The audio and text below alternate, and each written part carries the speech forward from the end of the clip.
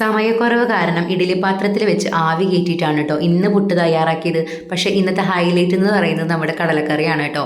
തലേന്നേ കുതിർത്ത് വെച്ചിട്ടുള്ള കടലയിലോട്ട് ഒരു സവാള ചെറുതായി അരിഞ്ഞത്, പിന്നെ ഒരു 2 പച്ചമുളക്, ഒരു ചെറിയ കഷ്ണം ഇഞ്ചി നീളത്തിൽ അരിഞ്ഞത്, ഒരു 5-6 വെളുത്തുള്ളി ഒന്ന് ചതച്ചത്, പിന്നെ കറിവേപ്പില, ആവശ്യത്തിന് ഉപ്പും ചേർത്ത് മീഡിയം ഫ്ലെയിമിൽ ഒരു 8 വിസിൽ.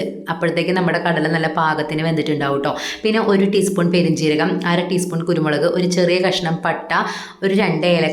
ഇത് നന്നായിട്ടൊന്ന് റോസ്റ്റ് ചെയ്യുക. പിന്നെ മുളക് പൊടി, മഞ്ഞൾപ്പൊടി, മല്ലിപ്പൊടി ഇതെല്ലാം ചേർത്ത് നല്ല പോലെ ഒന്ന് മിക്സ് ചെയ്തിട്ട് നമുക്ക് 2 ടേബിൾ സ്പൂൺ ചിരകിയ തേങ്ങ, 1 ടീസ്പൂൺ നമ്മൾ വേവിച്ച് വെച്ചിട്ടുള്ള കടല, പിന്നെ നമ്മൾ നേരത്തെ റോസ്റ്റ് ചെയ്ത് വെച്ചിരിക്കുന്ന പൊടികളെല്ലാം കൂടി ചേർത്ത് നല്ല പോലെ ഒന്ന് അരച്ച് നമുക്ക് കടലയിലോട്ട് ചേർത്ത് കൊടുക്കാം. കടല നല്ല പോലെ വെന്ത് മേളിലായ എണ്ണയൊക്കെ തെളിഞ്ഞ് വരുമ്പോൾ പിന്നെ നമുക്ക് വറവിട്ട് കൊടുക്കാം കേട്ടോ. കടുക് പൊട്ടിച്ച് ഉള്ളിയും വറ്റൽമുളകും കറിവേപ്പിലയും എല്ലാം കൂടി ചേർത്ത് നല്ല സൂപ്പർ ഒരു കടലക്കറി ഒരിക്കലെങ്കിലും തയ്യാറാക്കണേ.